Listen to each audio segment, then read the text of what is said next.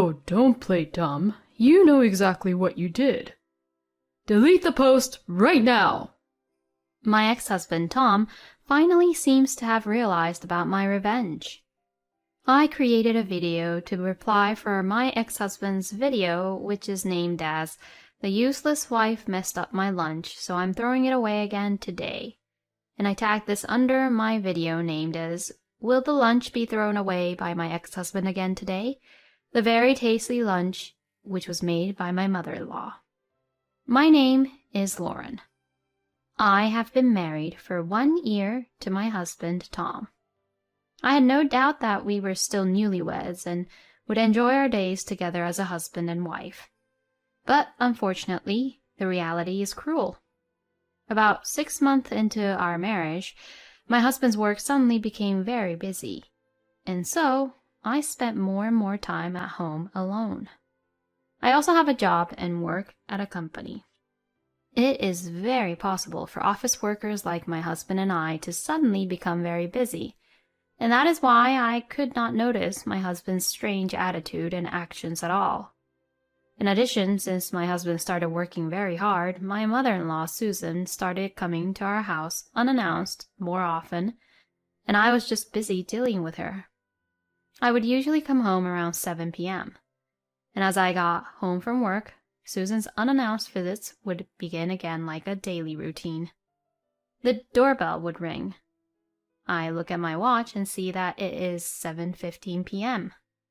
I have a feeling that she must have been waiting for me somewhere. "You came home late again today, didn't you?" We live a bit far from my office, so it's inevitable that I get home around this time. Is Tom working late again today? Yes, he has been doing overtime for some time now. So it's just you and I once again, huh? Well, Susan, if you want to see your son, Tom, how about you coming over on the weekend from now on? I didn't say I didn't want to be alone with you. Yes, but, I have told you every time you come here to please contact me in advance if you're coming over. I also have a lot to prepare for when you come here. Oh, that's fine. I don't want you to just prepare for me in particular. Besides, I have to make sure that Tom eats something nutritious. I made it again today, so please make sure Tom eats it, okay? I understand. My mother-in-law is a reliable mother who raised my husband and my brother-in-law all by herself, so I respect her for that. However, I think she may be over-interfering. I am married after all, and I don't think that I'm bad at cooking. Susan would come over to our house twice a week and leaves a lot of dishes she has cooked. Well, she doesn't charge us for the ingredients, and the food tastes really good. And my mother-in-law is making my share of the food too. Even though I was feeling a little uneasy about it, I decided to think that she was worried about her son. I'm home. I looked at the clock and saw that it was around 11 p.m. Welcome home. Have you eaten? I've eaten. I'm going to take a shower and go to bed. Okay, good night. Lately, we don't have more than 5 minutes of conversation a day. My husband doesn't talk to me much anymore, probably because he is just exhausted. It's hard for me to try to talk to him when he shows signs that he is clearly exhausted like that. I wonder how long this kind of life will continue. I felt uneasy about our relationship. One day, on his day off, my husband left the house early because he had to work on his day off. Then I received a call from one of my friends, Anna. "Are you free today?" "Yes, I am. I'm so free." "Can I come over to your house?" "Of course, you are more than welcome." Half an hour later, Anna came over to my house to visit me. She has known me since we were in college, and we've become such good friends that we go out for dinner once every 2 weeks. "How are you?" What are you saying all of a sudden? Of course I'm fine." "I see. Hey, what is it?" "Well, I'm just going to say it plainly. I found your husband Tom's social media." "What? I don't think Tom does that kind of thing, though." "I know, right? But anyway, look at this. Anna then showed me the screen of her phone. And when she played back the video, I saw a lunchbox, which looked really familiar to me. I also recognized the watch which was shown through the man's suit. But once I saw the title of the video, I completely turned pale. The title of the video was, "Useless Wife Who Makes Disgusting Meals and Lunch. I'm Throwing It Away Today Too." I was absolutely, completely mortified. Oh my god. This is Tom. Right? This is going pretty viral, you know. Are you serious? Oh yeah, you're right. It looks like Tom has a lot of followers. When I took a closer look at the content of Tom's social media site, I could see that he calls it a way to relieve stress over his wife's bad cooking habits. And he goes into great detail about the contents of his lunch and showing how he actually trashes the lunches right into the trash. And isn't Tom coming home late these days? Excuse me? Well, yes, for the past 6 months or so. He has been busy all of a sudden. Well, he's probably not working overtime. I think he's having an affair. What? It's this person, you know. She's commenting on his videos frequently. I checked the woman's account. Then there are a bunch of posts about them eating the same food at the same time. After seeing that, I knew that Tom surely was cheating on me. How did you find out? Well, it's my job, you know. Oh yeah, that's right. Anna happens to be in the web marketing department and does a lot of market research. She was searching for posts that had recently been going viral and increasing views on videos, and happened to come across my husband's social networking site. I thanked Anna about her information and headed to a private investigator's office. When I showed the video of my husband's social media to the owner of the investigator's office, he said, "Your husband needs to be sanctioned." I signed a contract with the investigator on the same day. A week later, I received the investigation result, and I confirmed with them that the social media belonged to my husband and that he was cheating on me. I had no choice but to divorce him. When he threw away the lunch, that's just unbelievable. But that alone was not enough to blame my husband for our marriage. Now that I have the result, I can play the perfect game against him. From there, I spent the next 2 weeks preparing for the divorce in various ways. Then, on the day of the first match between my husband, he ended up coming home early. The reason why for this is because I had earnestly told him that I had something important to discuss with him. My husband must have probably felt guilty about something. He came home without any hesitation, and he asked me right away what it was about. "What do you want to talk about?" Wait here for a minute. Susan will be here soon too. My husband somehow looked really nervous. He must have sensed something. Then my mother-in-law arrived. Now that all the members for this meeting are here, I will tell you the reason why I called you both here today. I am divorcing Tom. What? My husband's mouth was wide open in shock. What do you mean divorce?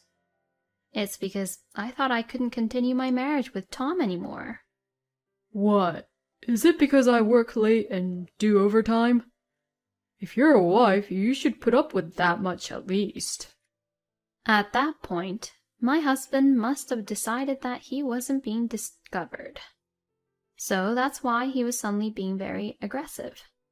Well, can you take a look at this? Saying that, I put the report which I received from the private investigator in front of them. At that moment, my husband, perhaps in a hurry, snatched the report away. What the hell is this? Did you hire somebody to research about me? That's right. I told you. I was working overtime, didn't I? Overtime, huh? Oh, so you were with a woman named Meredith every day around that time, and that's what you call overtime, huh? Tom, hurry up and hand me that report right this instant. Angered by his own mother, my husband reluctantly handed the report to her. Then, after a while, Susan started to tremble.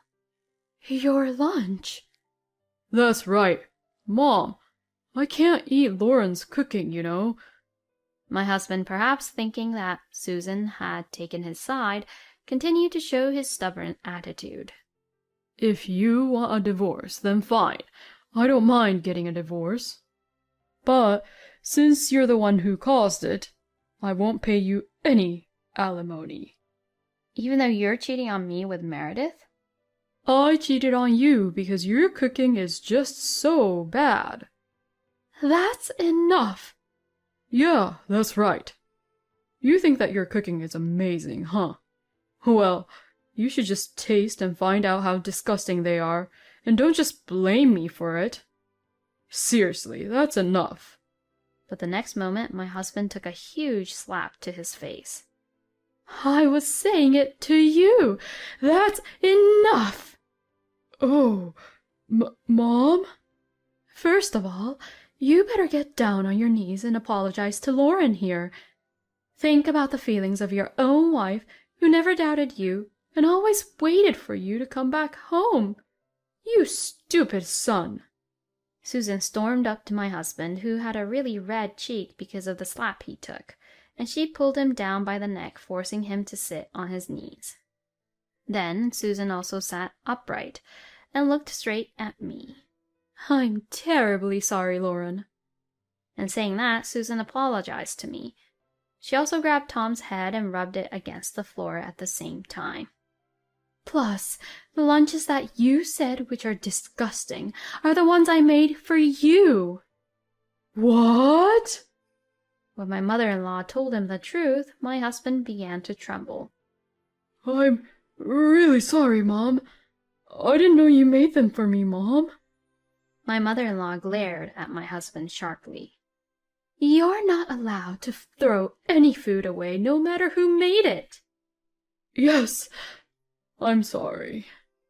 And you had the outrageous nerve to videotape it and show it to the world. And on top of that, you cheat on your wife. You're doing the same thing that your own father did and making the wife sad. Shame on you. I am so ashamed of you. Is that why you had a divorce, Susan? Yes.